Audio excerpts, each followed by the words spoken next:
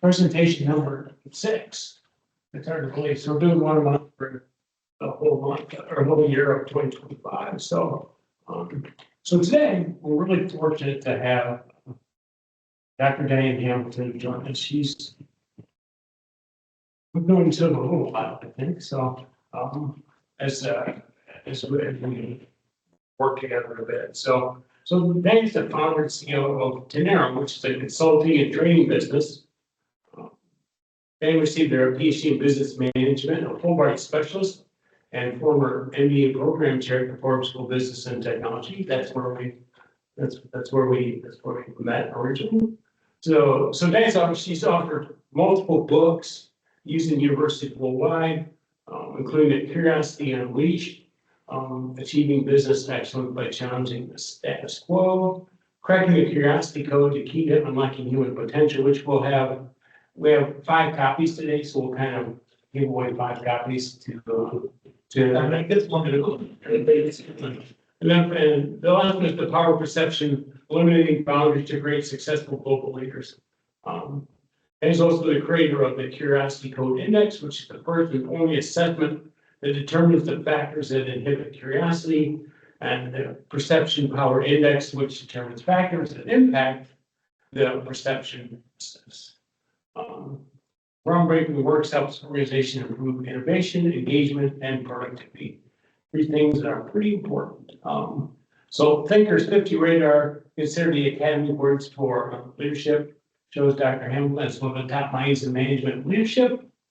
She was named to the global leaders, today's list of top global leaders, and leaders who included her in their power list of 200 top biggest voice in leadership and the top 10 most powerful women leaders in HR. So in addition to all this really cool stuff, Diane's just an even better person, I think, in the long run. So she's really made a positive difference in the lives of thousands and thousands of students. So we're really fortunate to have Diane join us today. So again, thank you so much for giving us your time and expertise, and it's all yours. Oh, well, thank you. It's so nice to be here, and I really appreciate the kind introduction. I just find it's always interesting to talk to different groups, and I thought I might begin the talk about discussing what it would be like to talk to this group.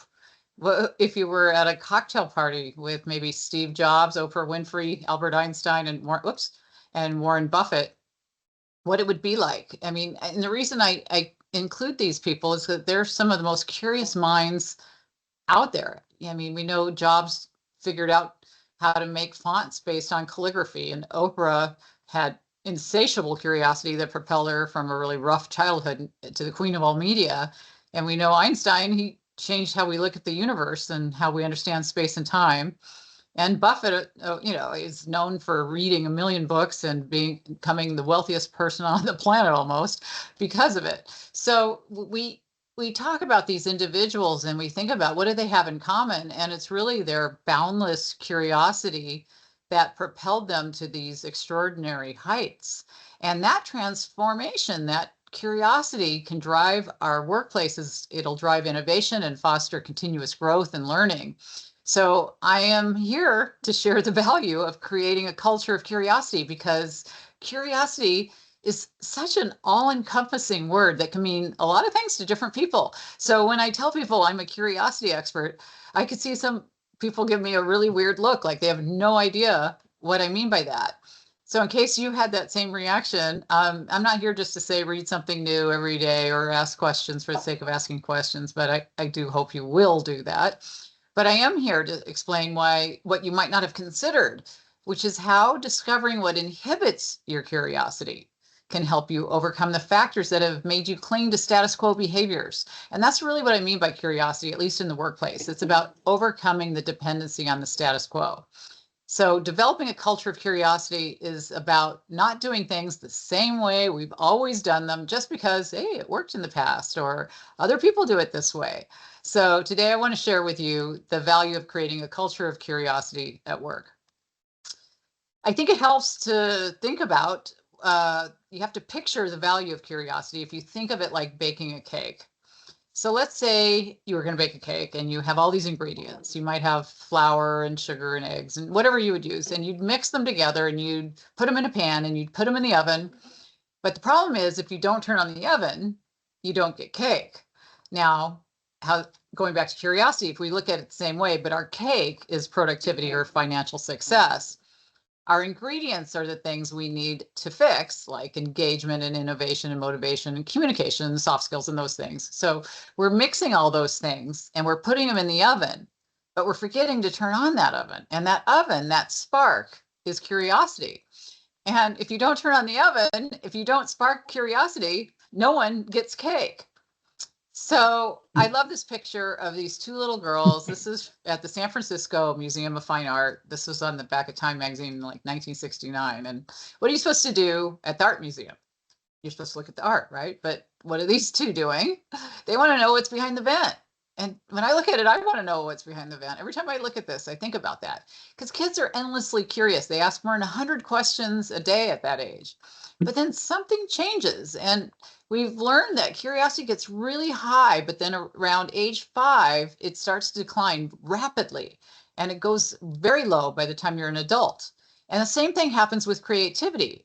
And that's why it's really important to understand why this happens. And sometimes it's because organizations inadvertently train people to be less curious. When I was a pharmaceutical rep, my company taught us to, all kinds of training. They put us really intensive communication training, and some of it was some of the best I've ever received, actually. But they taught us to deliver our message clearly to doctors who they told us were going to be cranky dudes, mostly men at that time, who would walk away from us. And they drilled into our heads that we needed to say something very specific in a certain way to ensure that they received our message exactly and correctly. And so they were so strict with how we should communicate that they videotaped us doing our sales presentations. They called them giving details. We detailed the doctor. And then we had to watch these detailed recordings and to ensure that everything we said was correct. And it was brutal because we'd have to critique each other, and then managers would just belittle certain people if they didn't do it properly. And it was really stressful. And so I would practice for hours and hours. And I remember the first time I went into this really busy physician's office and I sat in the waiting room thinking about all this stuff I was supposed to say. And I was really worried about getting to discuss all 3 products because that was going to be time consuming, right? But we've been told these doctors are going to walk away from us. And I was all prepared for that. But what I wasn't really prepared for was the first doctor allowed me into his office, and I actually got to sit across the desk from him.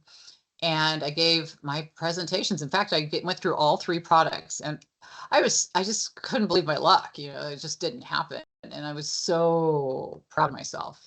And I walked out of that office just patting myself on the back the whole way to the elevator, thinking I did such a good job. Look at me, kind of thing. And so I had to go to the elevator to go down and get my samples for the guy. And just as the door closed, a guy got in with me, and I can't go a few floors without talking because I'm an extrovert. And so I looked at him and I asked him, I go, so do you work in the building? And he looked at me with this disgusted look like this guy in this picture. And he told me that was the doctor I had just detailed. I gave him the presentation I just sold my products to.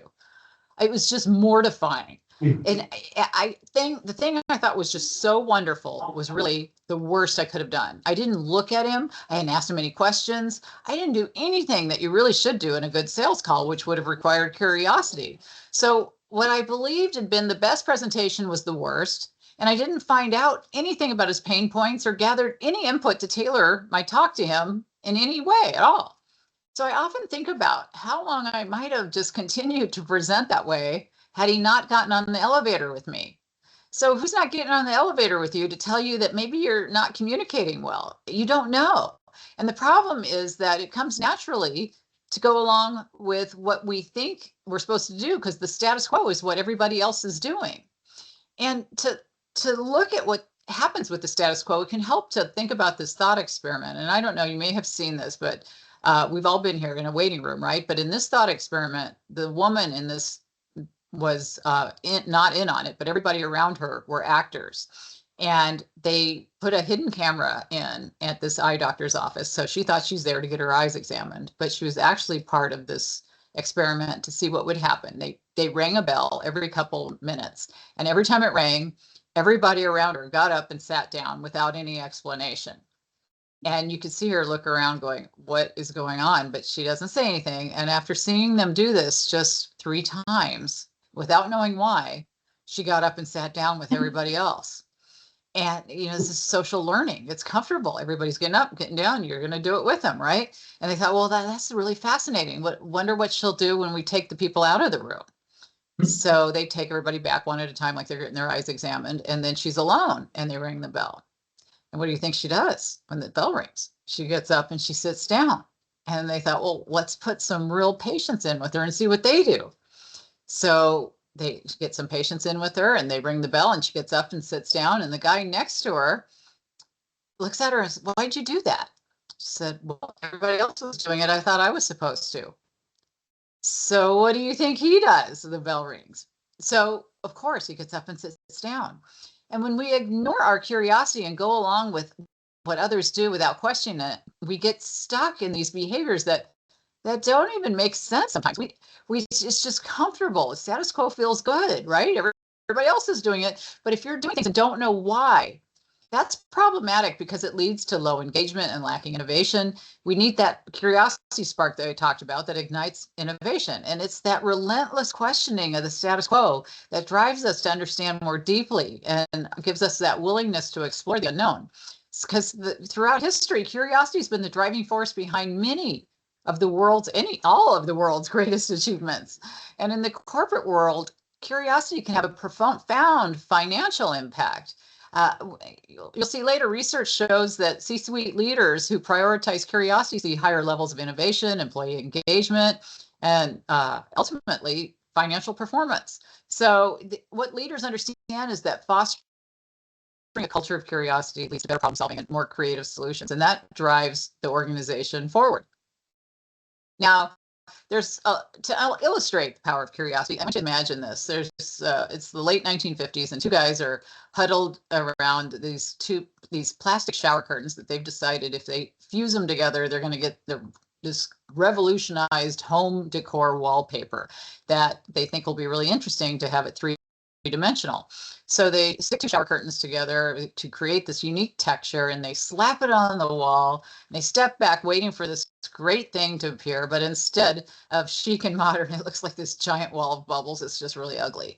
And as they stare at this, they go, no one's going to want this on their walls. There's no way. So instead of thinking this is a failed experiment, they thought, well, what could we do with this creation? And that simple act of curiosity failed wallpaper was perfect for protecting items during shipping. So today, bubble wrap is a multi-billion-dollar industry with an estimated 240,000 miles of bubble wrap produced each year in over 52 countries. And these guys, they could have given up.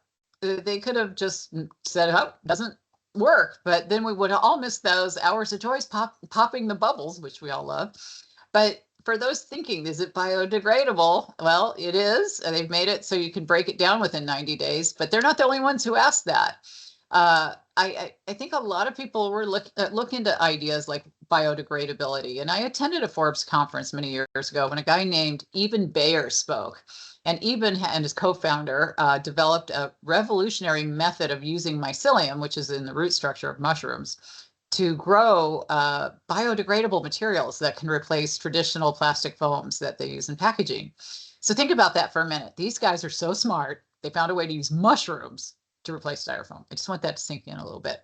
Anyway, they did this because they were able to break free from status quo thinking. They weren't standing up and sitting down for a bell for no reason, right? And I'm always amazed to learn from people that get things out of biomimicry, which is basically you're mimicking what you see in nature.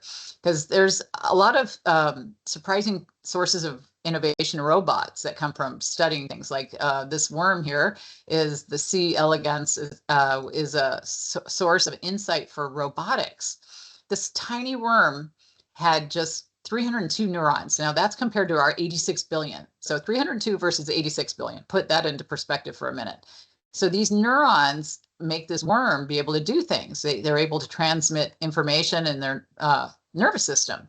And so they can sense and process and respond to their environment. And because of that, they use this in AI models because it adapts to surroundings in that aren't necessarily traditional ways. And so that's what they use for AI that normally relies on rigid programming. It can learn in real time and make a powerful model for creating flexible and responsive robotics.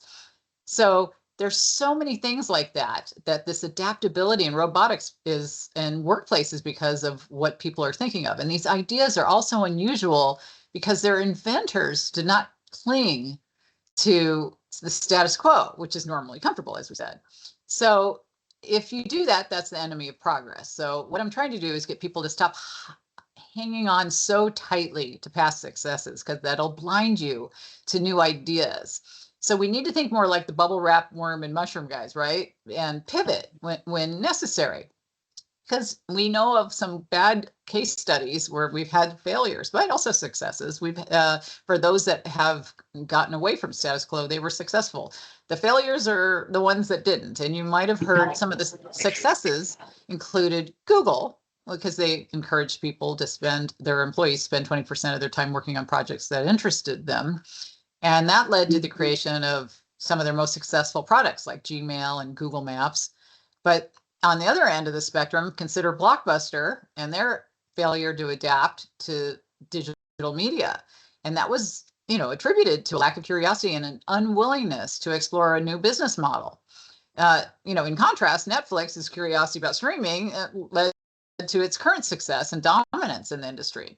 Kodak, like Blockbuster, is another example that it failed to embrace curiosity despite the fact that they invented the first digital camera. They shelved it because they were worried it would cannibalize their core product. So this lack of curiosity and resistance to change is leading to a lot of companies' downfall. So I mentioned earlier, I wanted to share some of the financial statistics that I've seen, because it's not just that people want to see the quantitative information, but I mean, because a lot of people will tell me, oh, well, I know that curiosity obviously is tied to innovation, but there's a lot of people who say, show me the money, basically, show me where it ties in. And so I did this research because I wanted to show people what it is that we're seeing as far as CEOs, CFOs, you name all the O's, they were in this study. And I studied more than 51 executives all over the United States. And what I found was more than 80% of the small and medium sized companies, small to medium, I should say, size companies, saved over 100,000 a year from having a curiosity-based initiative in their organization. But 100% of those larger companies that were they reported they saved over $1 million a year. And it's not just from creating a core culture of curiosity so that you're asking questions and coming up with new ideas, but it's recognizing terrible things that you might not recognize, like the tragic crashes of Boeing's 737 MAX planes were because they didn't foster culture curiosity. The investigations knew that they had malfunctioning flight control system software, but their engineers and project managers were just, the culture was discouraged. It's discouraged questioning and challenging assumptions because they're trying to avoid delays and add additional costs. And that lack of curiosity and openness to feedback had catastrophe written all over it for them. So imagine had they just encouraged questions and thoroughly vetted all aspects of that project. Because, excuse me, there's a lot of companies where project managers are actually encouraged to question every aspect of their project. Spotify is a good example. When they were working on improving their music recommendations, they had algorithms, so project managers would have these discussions where their data scientists, engineers, and designers would share their ideas.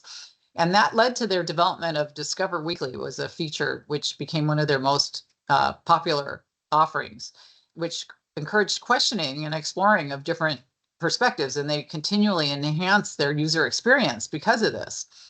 I'm thinking another example was Ford. They developed this aluminum-bodied F-150. Their project managers helped with that because they questioned their traditional manufacturing processes. and explored new materials. And that led to the development of this really high strength military grade aluminum. It was alloy that reduced the weight and improved fuel efficiency. And it was really very successful. It's their F-150 led it to be one of their best selling Ford models, actually. So curiosity in leadership is very important to discuss because it's critical for leaders to demonstrate curiosity for their teams to get it, right? It's showing it's okay to ask questions and seek new perspectives, because that openness encourages employees to share their ideas and their concerns, and would have helped Boeing a lot. At Netflix, it would have played an important, it does play an important part of encouraging their experimentation, and they learn from their failures. It's because they have that culture that allows employees to take risks and explore new ideas without that fear of punishment, because punishment, that's it, that shuts people down. So they have this environment that fosters continuous innovation in their content creation and recommendation algorithms, and that keeps them really ahead in this industry. And it's helpful with communication to have a good level of curiosity, because leaders who ask questions and listen actively can better understand their team's needs and motivations, and that understanding fosters trust and collaboration. A good example of that would be Salesforce. Their leaders have listening tours where they seek feedback from employees at all levels, and that involves leaders visiting different offices, and they do these open forums, and they have these one-on-ones with people, and it significantly improved their internal communication and strengthened trust within the company, which helped with employee satisfaction and productivity. So all this aligns with what I found in my research, that improving communication through curiosity can lead to cost savings by reducing employee turnover and increasing operational efficiency. Hey, Diane, can I ask you a question quick? Yeah, of course. So we talk about creating this culture. How does trust play into that? I think because I think that's how it is. Because I think we have to. The employees have to know that there's a certain amount of trust that goes into leaders, that they're going to listen and not get whacked and all that sort of stuff. So how does trust play into creating this culture? Well, it's really important that to have trust, people have to feel like what they say has landed. And I've interviewed a lot of leaders. I'm thinking of Doug Conant comes to mind. He's probably in some of the courses you teach, Charlie, where he turned around things at Campbell Soup. And part of it was because he allowed people to share what they were doing. He walked around to all the different desks and talked to people throughout the day. And he found out what they were working on and what they were happy about and what they thought was really important to them. And he established that he was listening, and he would write them handwritten notes. And he's known for writing over 30,000 handwritten notes in the time that he was in the company. And it's interesting because he found that when he started at the company, their engagement level was so much lower than at than all the other industries at the time. I mean, they were just bottoming out. And by the time he was in there a few years and he'd written all these notes and showed them that they could share what they were happy about, what they weren't unhappy, what they were unhappy about, that they were able to build this culture of curiosity and turn things around, and they became higher than just about every other company in terms of engagement. And we know from Gallup that we're losing 550 billion a year plus in engagement dollars, right, in the United States. So for people to feel like what they say doesn't land on deaf ears builds trust. And they have to think that if you're asking a question, that you care, and that what's interesting is if you look at a Harvard Business Review study, they found that leaders often think that they embrace curiosity. They say they encourage it. But if you look at their employees and you ask them, is it really encouraged? Most of the time, you'll hear them say, no, it's not. There's a big disconnect there. So to get that trust, leaders, don't recognize that they have to model what they want to see. And a lot of leaders have that imposter syndrome fear that if they don't look like they know everything, that they're going to look bad, right? Nobody wants to look stupid. And so everybody tries to be pufferfish a little bit once in a while.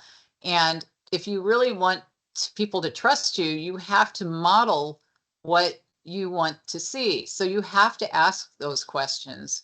You have to show that you don't know everything. When I was on the board at DocuSign, they had this huge board of advisors put together by Keith Kroc, who was the chairman and CEO. He's the billionaire that was undersecretary later. And he's this really smart guy. But if you talk to him, he would act like he's not super smart. He would say, yes, I get these smart people around me because, and in a way, he can't know everything, right? No leader can know everything.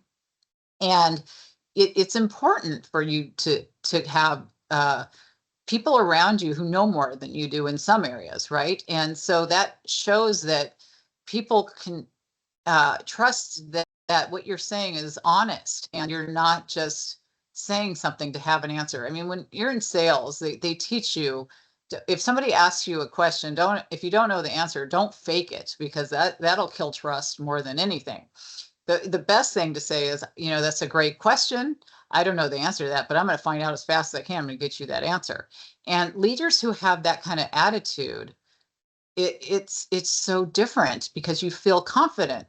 At a place where Charlie and I worked, I had a leader. I went to him once, and I didn't have the ability to do something that he asked me to do because I never had to do it before. And I said, so I'm happy to do this. How do I do that? And he looked at me and he said, well, I'm going to pretend I didn't hear that. And I'm thinking, okay, well, that's not helpful. But what the problem was, then you can't trust him to help you. And you're told basically that what you're asking, don't ask questions and just figure it out. And when people don't feel like that they're being heard or that they're respected, that trust goes away. And then people do minimal work and they don't offer suggestions. It's like when we used to say, don't come to me with problems unless you have solutions. Well, that's a problem if you recognize the problems, but you're not trained to tell solutions. So you're basically saying, if we have problems, I don't want to know about it. So that's a huge issue in the workplace, is that a lot of us were taught that we didn't want whiners. So we would just say certain things because it sounded really like, oh, that's what we're supposed to say at this point. But that's a really bad way to lead if you're trying to build a culture of curiosity. Does that answer your question, Charlie? Yeah, I mean, I know it was a long-winded. That's really important. I think it a couple things. One thing was the idea of vulnerability, first of all, that you don't have all the questions or the answers. So you surround yourself with good, smart people who, right. Who question stuff in a meaningful way. And that's like, and I know exactly what you're talking about. And I did confront him, This picture did flash in my head. You can imagine who he was, right? But I went to him and I said, you can't say stuff like that because I'm old and I don't care, at this age. I don't, when you're young, though, it would really be very hard on somebody who was young to hear something like that. And he had no idea that that was a wrong thing to say. And I think it was really enlightening to him when I said, no, that's bad, don't say that. And I said, it's going to shut me down if you say that. So, that's what it does. It just tells you to shut up. Yeah, right. If you get to that thing in which, like, next time you're coming up, it's like the risk of saying something versus the risk of saying nothing.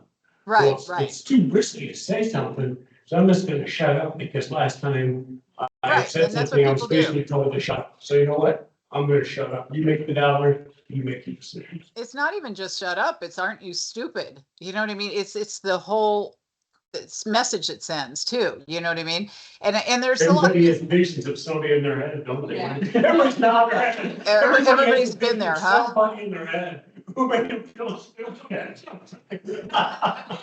That's hilarious. Like when everybody's going, yep, I get it. There's so many things that we've experienced. There's a lot more people that have experienced the negative things than sometimes the positive things I share, because there's so many cultures, I mean, that you could say that are negative. Sometimes it's good to share a positive culture, to get positive examples, because I think a lot of us can relate more to the negative ones. You know, an often mentioned product is that came out of 3M, and the sticky notes. I'm sure you've probably heard a little bit that was developed accidentally. You were trying to do a heavy duty adhesive, and they get this low tack reusable adhesive that stuck sort of, but it and didn't leave a residue, but didn't stick well enough. And the guy, his last name was Silver, he tried to find an application for it, but their culture was so open that they didn't shut him down. You know, they said, well, this might be cool. Let's show it to everybody else at work and see what they could do with it. And nobody really had anything initially, but there was a guy named Fry who sang in a choir, and he was frustrated because his bookmarks kept falling out of his hymnal. And he thought, oh yeah, I remember that guy Silver had made this adhesive. Maybe I'll put a little bit of this on a piece of paper and then place it on this on one of these pages, and it won't damage the page. And it really worked. And that, of course, marked the birth of the Post-it note. But even with that, they took a while to be able to figure out what to do with this stuff. And they had such a good culture that they shared it around with the colleagues in the office and got more feedback. And that's how we really got the Post-it notes. And so that led, I think it launched in 1980, and today it's one of, you know, their most iconic and profitable products. And so there's just so many examples like that where we have good examples and bad examples of companies that really have had a great culture or a horrible culture when it comes to curiosity. I've worked with Novartis, which is a pharmaceutical company, and they have Curiosity Month, and they would bring in experts, and like I spoke there many times, and they pay for 100 hours a year of curiosity training. It was wonderful. And I've spoken to Verizon had me come make videos for their company where they had me talk for a couple minutes about the value of curiosity, and then they'd bring in an employee to speak for a couple minutes after that about how they utilize curiosity to become successful within the company. And they would make these videos and then share them in all their onboarding to share that this is what we want from employees. We want curious employees. They're emulating what they want, right? And I remember one of the women who shared her story. She came from Mexico, and it wasn't really that cool in her culture for women to be in leadership. It wasn't normal for her. And she didn't want to take the leadership position when it was first offered to her. But then the leaders there said, hey, no, we want to work with you. We want to help you want to do this because that's what we do here. And she let them, you know, do what they want to do in terms of sharing their culture of curiosity. And it changed her life. And then now she shares that culture with her team. And they had like hashtag my edge and all this stuff that they share on social media. And I loved that because, you know, you learn these examples of what they really do to walk the walk and talk the talk, and not just people like they showed, like I said in the HBR article, where they say, yeah, we encourage curiosity, but you ask their people and they say, no, not really. So we need that. And what was interesting to me is that, you know, we have so much that we hear about the value of curiosity. And so I started to write my first book, which Cracking the Curiosity Code you mentioned. And I started to write about curiosity, and people often ask me why. And it was mostly, I had my nationally syndicated radio show, and I was interviewing some really interesting people. Like Steve Forbes was on there, you know, billionaire Keith Kroc, and billionaires like Ken Fisher, and, you know, just so many fascinating people who'd done amazing things. There is a Craig from Craigslist, and he was on my show. So, you know, I started to look at these people. I'm thinking, what do they have in common? And it's almost like that first slide where it's just people who, you know, it's because of curiosity that they were able to really do something with their lives. And so halfway through writing that book, I started to think, well, it's great to write about curiosity, and there weren't many people writing about it at the time. But I didn't just want to write about curiosity. I wanted to improve it. And I wanted to figure out what's stopping it? And so I looked around because I figured you have to have the assessment, like emotional intelligence, because I'd written my doctoral dissertation on emotional intelligence and its impact on performance. And you could take an emotional intelligence test, then you know how to improve emotional intelligence. It doesn't just give you your levels, it tells you what you need to fix. Well, there wasn't anything like that for curiosity. So I created it. And it took me years and studying thousands of people, and it was a lot harder than I expected because I wasn't a huge lover of statistics and you had to do factor analysis and all these crazy things. But I took my own advice and used my curiosity to learn how to do it. And I found out that there are 4 factors that inhibit curiosity. And that is how I created the Curiosity Code Index, which found out there's fear, assumptions, technology, and environment, or FATE to help you remember it. And as I said, our curiosity peaks around age 5 and then it tanks. And I wanted to know, how can I overcome these barriers? And so I want to just touch a little bit on what is holding people back. And it's probably not a lack of ideas. It's not a lack of talent. It's often fear of failure, fear of that guy saying, I can pretend I didn't hear that, fear of judgment in that case, fear of saying something that may not land right. There's so many subtle fears, and they're the ones that make people stay quiet when they have something really valuable to contribute. And it shapes how teams work more than people realize. And so when I started working on this Curiosity Code Index, I put a poll out on LinkedIn and I asked people, why do you not speak up in meetings?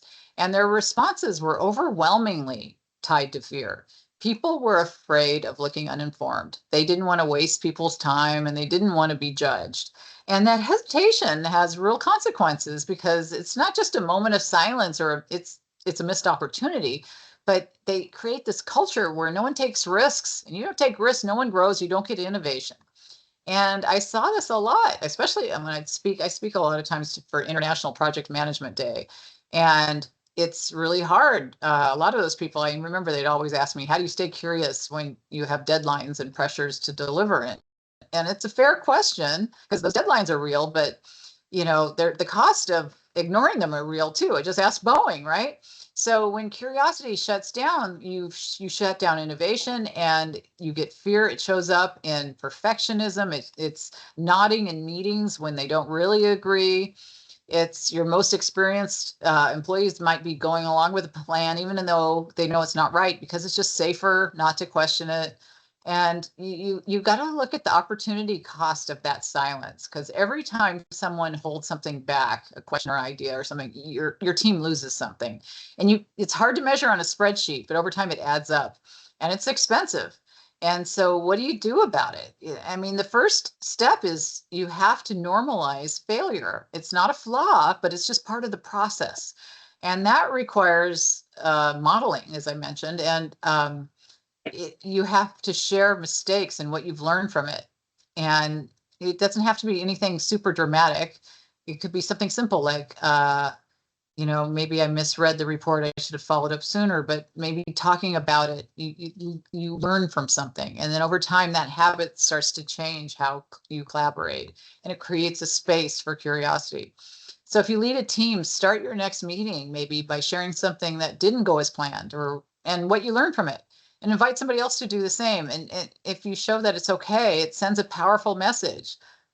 We grow here, it's okay. And you got to just shift that blame to curiosity, because it sounds simple, but it's not always our first instinct. When something goes wrong, we tend to ask, who did this? But we need to ask, what did we learn? What should we do differently next time? And you just, that failing forward's an important thing. You got to get people away from the defensive and stop pointing fingers and stop saying, we can't do this. And you have to create structures that make it easier for people to take risks. There's so many great means out there. In my second book, Curiosity Unleashed, I give a lot of tips on how to do all these things, how to create a culture of curiosity. I even have an entire section on Adobe's Kickbox, where they would give boxes to their employees with templates and prepaid money to start ideas. And there's so many great ways to get people curious so that they don't feel like they can't be creative and they get out of that sense of fear. So I just want to make sure I know, Charlie, you had a question. I want to make sure when you were talking, I didn't talk over you just now. No, I No. think your fear is Okay. most, yeah, I think you're spot on with fear. Yeah. I think that there's a reason it's probably first, I think, because it's true. Well, I thought it was going to be higher than all the other ones because that's what I got a lot of on LinkedIn. But to be honest with you, they were all equal. They were really close, and I didn't expect that. The second was assumptions, and that one is really that voice in your head. You have that sense of, well, I didn't like that when I studied it the first time, or if I ask a question in the meeting, they're just going to give me make me the head of that committee and not pay me for it, or we've always done it this way and that's not going to work for our team. And there's all these things we talk about in our head, and it's just so easy for us to talk ourselves out of doing anything. And assumptions are comfortable. They just give us this shortcut so we don't have to stop and question everything. But that's a dead end. And you've got to shine a light on assumptions if you want your team to grow. So, asking, what do we believe about this to be true? And what evidence do we actually have for that, are questions that I think need to be answered? Because it's not always just this huge breakthrough moment. It's just simple questions sometimes that just you forget to ask. What if kind of questions? And it's just, what if this process could be done twice as fast? And what if we've been solving the wrong problem? Or, you have these brainstorming, no judgment, just questions sessions can be really helpful. You just have to have a space for that, a safe space, because if your team's afraid of being seen as negative or disruptive, they're not going to speak up. They're going to hold back, and they don't want to be the person that questions everything. You don't want to be that guy, right? Or that gal. So I remember that, a lot of people were going through this in COVID time. They didn't want to talk about things because they might get judged, and the problem with assumptions is sometimes in front of a group, I'll have a bottle of water in my hand. I don't know if you could see me, but I'll hold up something like this and I'll say, how much does this weigh? And people will yell out, 8 ounces or 10 ounces or whatever they say. And, I'll say, it doesn't matter. What matters is how long I hold it. So if you hold on to an assumption for a minute, it doesn't bother you really. If you hold on to it for an hour, it starts to weigh heavy on you. And then just like the water, if you hold on to it all day, you become paralyzed, right? And so we want to make sure that people aren't doing that with their assumptions, that they're letting go of these things and recognizing what they're telling themselves. Now, the third factor I found very interesting was technology. I didn't expect that because it really is over and underutilization of it. And I remember talking to Wozniak. He wrote "I Was," and he was an example of just the opposite of how technology had a good effect on him, because of his father would come home and bring home wires and batteries and tell him how to create things and explain why things worked. But most of us don't have rocket scientists as fathers to do that, right? So we either think we're really great at technology or we're really bad at it. And it's interesting that people who take my assessment often tell me they were surprised by their technology score because they think that they really have a high level of it. And they often know how to use it really well, but they don't know the foundation behind it. It'd be like giving Einstein a calculator without teaching him the math. He'd probably be the greatest calculator worker in the world, but we need them to give foundational days. So we need high tech and low tech days. And especially with AI now, we need to figure out how to utilize AI to have it do the best things, because it doesn't always give you the right answers. For one thing, even if you've used ChatGPT, when I did my research on those 51 executives, I thought, oh, it'd be nice to use chat so it'll create my report and I won't have to do that part because I don't love doing correlation analysis. And so I put it in, wanted to see what it would do. And I thought, wow, that's a great report. And then I started to look at it and I recognized that my 51 people turned into 250 because it wanted me to look good. And it didn't give me what I thought it was supposed to give me. And then you realize it has these hallucinations, right? So we can't rely on AI to create what we need to do. We need to have people to check the AI to make sure it's doing what it's supposed to be doing. So we need to have people that recognize that, technology is great, but people get afraid of it. When I was a pharmaceutical rep back in the day, we wrote our notes in notebooks, handwritten 3-ring binders. And when they introduced computers, people freaked out. I mean, this was, 80s, and nobody wanted to have computers because it took a lot longer to put into the computer. And initially it did. But if you watch an old X-Files or something, you see the FBI files are in file cabinets behind them. Imagine if we still tried to find stuff that way. So we have to be able to recognize that we're not going to turn back time. It's here. And if you want to learn it, you have to know why it works, or you're not going to figure out when it's hallucinating or doing crazy stuff. So the last of the factors is environment. And environment is really everybody with whom you've ever had contact. So your family, your friends, your coworkers, your teachers, your social media, even anybody you've ever talked to in your life basically has impacted whether you feel safe or comfortable to ask questions or what direction you went in. I mean, a lot of us have siblings who are brutal, right? You didn't like that, did you? Or you have teachers that have 35 students. They can't answer every single question that you ask in class. It's just impossibility. So recognizing that you can't go back and change what happened with your teacher and why they weren't able to ask the questions, but recognizing that, back then I liked talking about this or that, or exploring this or that, and they all talked me out of it. And maybe this is something I need to look at again, because it is something that would probably be something that would make me feel engaged and passionate about what I do. So what I do is I work with companies and I go through the training with them. And I know that at the Forbes School of Business and Technology, my Curiosity Code Index and my books are required reading in their HR programs, because it's so important for people to understand the value of creating a culture of curiosity. And to do that, you have to first figure out these 4 factors and how they're stopping you and what you can do. And when they take the assessment, they find out how to build an action plan, kind of a personal SWOT analysis of sorts, because only then can you create a plan to move forward. So you don't have to overhaul your whole company overnight, but you do need to ask better questions. And you do need to create a culture of curiosity to challenge what's been working. Is it enough? Because your success can lull you and your team into repeating what's familiar. But the real risk is stopping that exploration, and the organizations and people evolving are the ones that recognize they need to reward curiosity and not just outcomes. And they have to make space for uncomfortable questions, and don't treat curiosity as a distraction, because it's the catalyst for smarter decisions, stronger teams, and a future that's so important. It's not left to chance. So thank you for being curious enough to be here. And I want to see if there's any questions I could answer. I mean, I think the greatest communication tool we have is the ability to ask questions.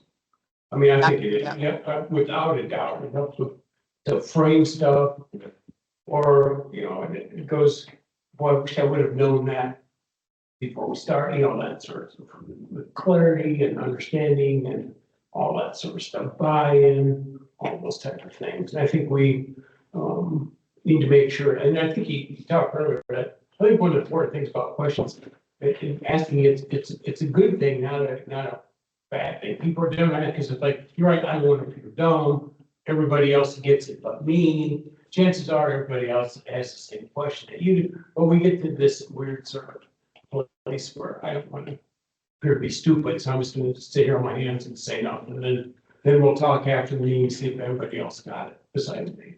Right. That happens so often. I mean, you lean, hey, Bill, why don't you ask the question? Because you'd rather have Bill look dumb. You don't want to look dumb, right? Yeah. Everybody thinks Bill's dumb anyway, so he did ask the question. No, but I think questions is just critical. You're right, it is about environment. You have to, from a leadership standpoint, if you don't encourage that sort of dialogue and openness, and none of us as smart as all of us approach. Well, it's the message. you know, a lot of it's what the message is that leaders send, you know, of whether people ask. And I often talk about a company that you might be familiar with where leaders all sat on a top floor where you couldn't even go up there unless you had a key to I get know what you're into. talking about there too, I think. And you know, that sends a really tough message. It's we're not going to come socialize or find out what you're doing, and there's you and there's us, and that's going to make people not want to explore anything because you don't even know them. It's the exact opposite of what Doug Conant did at Campbell Soup, and it happens a lot in companies, and that's the death of a company. There's, there's so much creativity and great ideas in the organization. We just have to have people, we have to have a mechanism for people to get them into people. I mean, there's so much, the best ideas generally aren't here, they're down here in all the rank and file. That's where generally the best ideas are. But we have to give people the opportunity to get them in, boy, that's, Well, that's just an idea. you've got to ask for ideas. You know, asking for ideas. I mean, we have chocolate chip cookie dough because they asked for ideas on a suggestion board, you know, and you don't realize how much just going to people and asking can make a difference. At Disney, they went to their people in their laundry division where they're having high turnover, and they asked them, how can we make your job better? Thinking they will get crazy ideas, but instead they got really meaningful ideas, like make my desk go up and down so my back doesn't hurt. So when I'm folding things, and have an air vent over me so I'm not sweating to death, you know. And when you ask people, how can we do things? It's so important. And actually, when I train companies, the first half of the day, I spend helping the individuals get over their 4 factors of, fate. But then once they've created their action plan, the second half of the training, I go over, well, how can we fix the things the company's struggling with? If it's turnover or if it's, engagement or innovation or whatever it is, based on now what we know about curiosity. And we whiteboard and come up with all these great ideas and come up with this overall plan that the HR person or if I'm training or whoever's the trainer compiles, puts together, gives it to leaders. Leaders get their answer. The HR person looks great. I look great. Whoever's done it looks great. And the leader looks great because he's got all these answers. So there's nobody who loses when you do that. So I guess I'm curious. So like I have a question on the flip side. I call it He's hyper curious. Yeah. So I can hardly hear you. So say it again. Okay. So like on the flip side, I kind of alluded to it. Like what on the other side of curiosity, what happens like myself, I find myself too curious. Hyper curious, always questioning, always asking, call it spiraling around here. Like just so how do you on the flip side, what happens if you're just too curious? Perhaps Okay. don't go into action. Are you asking if you can be too curious and not create Okay, action? if you Is that research how you, organizational, you're just always find yourself answering questions and not getting into action.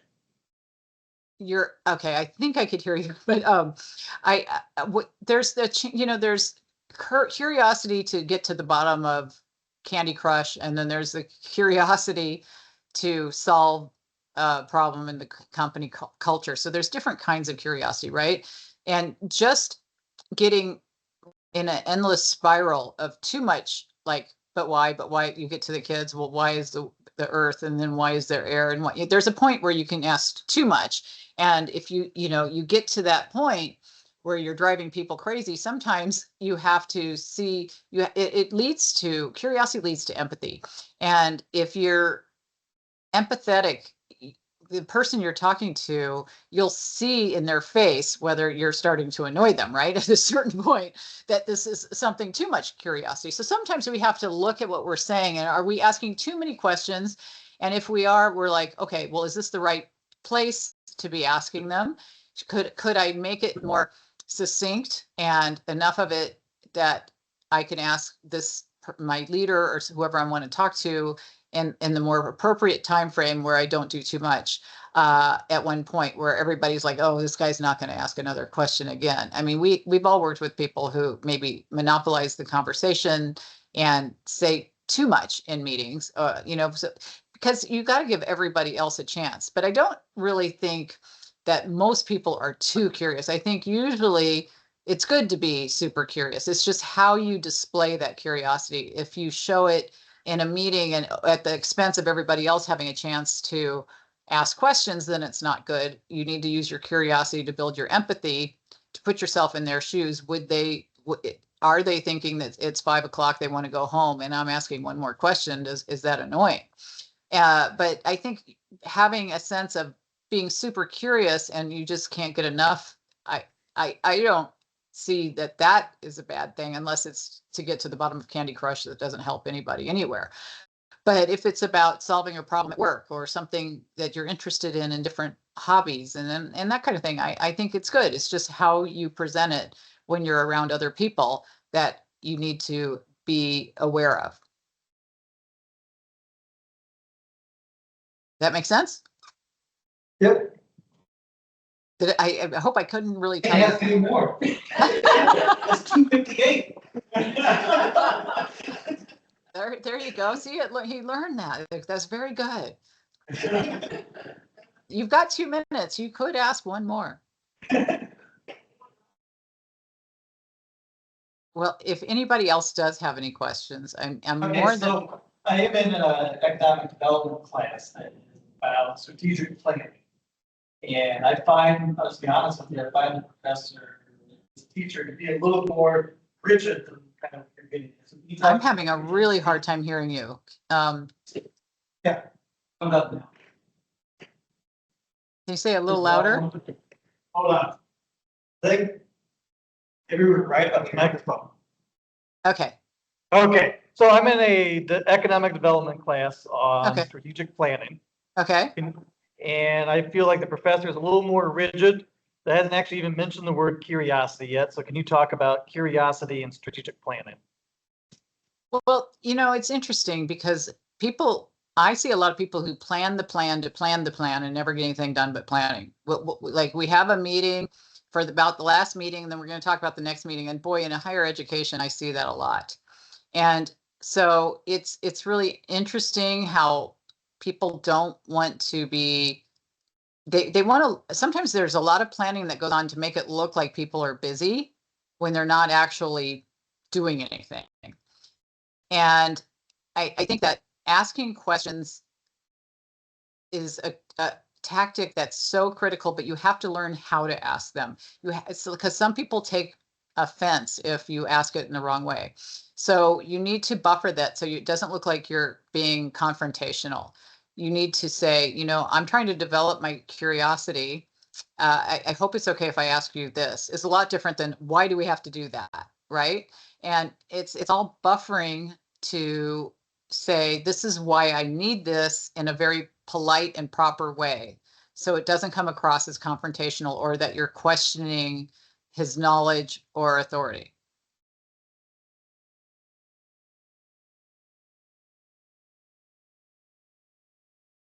Did that answer your question? Yep. Okay. Well, I know you're out of. Diane, thank you for your time and expertise tonight. I think I know your conversation and benefit from it. So again, thank you for your time. Oh, you're welcome. And I want anybody who's here, if they want to connect with me on LinkedIn, to feel free to reach out. Just say you heard me here, and I'm happy to answer if you have any other questions that come up. Okay. All right. Thank you. Yeah, Diane, thank you so much. And stay cool out there. I'll try. Okay. It is Phoenix. Thank you. Okay. All right. Thanks. Bye-bye. Thank you. Bye.